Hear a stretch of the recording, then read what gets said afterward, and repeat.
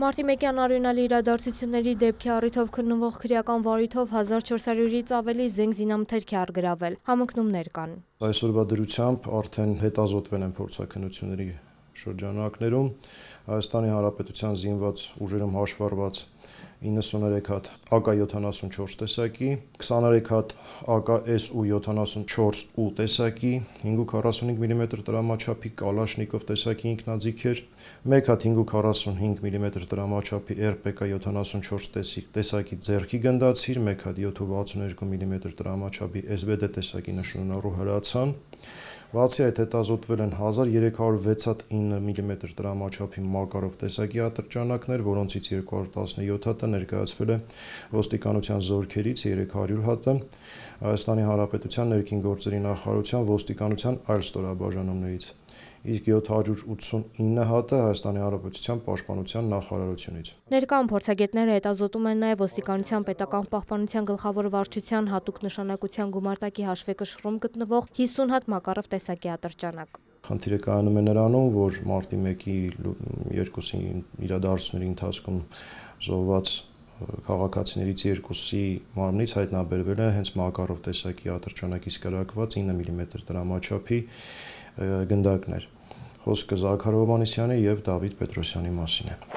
Դեպքի վայրից հայտնաբերված պարկուշները ներկայացրել քաղաքացիներից մեկը 2018-ի հեղափոխությունից հետո գործի վերաբացման ժամանակ, որով էլ հենց համընկնումներ կան։ Մասնավորապես համընկնում է արձանագրվել ինչպես ոստիկանության զորքերի ամրացված ինքնաձիգների հետ, այնպես էլ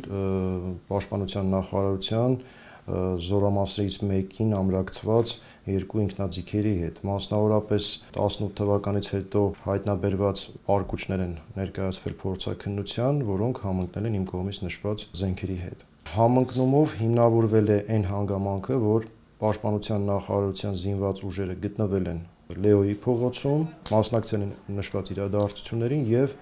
կրակ են արձակել։ Ըստ Հովհաննիսյանի համընկնում թեև կա, սակայն զենքերի եւ գնդակների հետ նույնականացում հնարավոր չի եղել։ 17 տարի առաջ Երևանի կենտրոնում Միասնիկյանի արձանին հարող տարածքում ցուցարարների եւ ուժայինների միջև տեղի ունեցած բախումները 10 մարդու կյանք խլեց, 2-ը ոստիկան։ Ոստիկաններից առաջինը մահացու հրազենային վնասվածք ստացել է Տիգրան Աբգարյանը, բայց ըստ դատախազի առաջին զոհը գործինյութերի համաձայն քաղաքացիական անձ է եղել։ Իսկ ինչ հանգամանքներում է սպանվել ոստիկանության ներքին զորքերի ծառայող Տիգրան Աբգարյանը։ Տիգրան Աբգարյանը հրազենային միջանցիկ վիրավորում է ստացել պարանոցի հատվածում, ըստ վարույթի նյութերի Լեո փողոցում ժամը 23-ի սահմաններում, երբ գտնվել է իր ծառայեկիցների հետ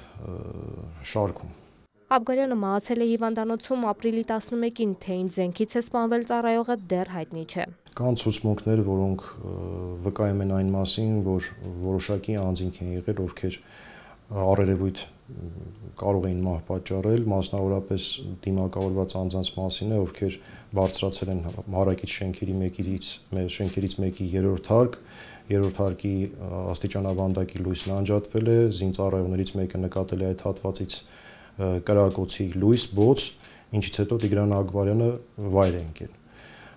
Սակայն այդ անձանց ինքնությունը պարզել է սպայդրությամբ հնարավոր չի եղել, նույնականացնել նրանց հնարավոր չի եղել։ Ընդհանուր առմամբ 10 անձանց սպանությունները 17 տարի անց մնում են չբացահայտված, պատճառն ըստ իրավապահների դեպքի վայրից առգրաված պարկուճները փոխելն է եղել, բայց այս պաշտոնատար անձանց կողմից բռնությամբ զուգորդված լիազորություններն անցնելու եւ խոշտանգումների դրվագներով քննությունը դեռ շարունակվում է։ Մայրգործով հետախուզվում է 4 անձ՝ նախկին գլխավոր դատախազ Գևորգ Կոստանյանը, պաշտպանության նախկին նախարար Միքայել Հարությունյանը, այս գործով քննչական խմբի նախկին ղեկավար Վահագն Հարությունյանն ու փորձագետներից մեկը։ Վարույթով հարցաքննվել է ավելի քան 1300 անձ, 110-ից ավելի անձ տուժող է։ Այս պահին դատանում է երկրորդ նախագահ Ռոբերտ Քոչարյանի եւ նրա նախկին ենթակաների վերաբերյալ անջատված մասը։ Տաթև Խաչատրյան, Արման Թովմասյան, լուրեր։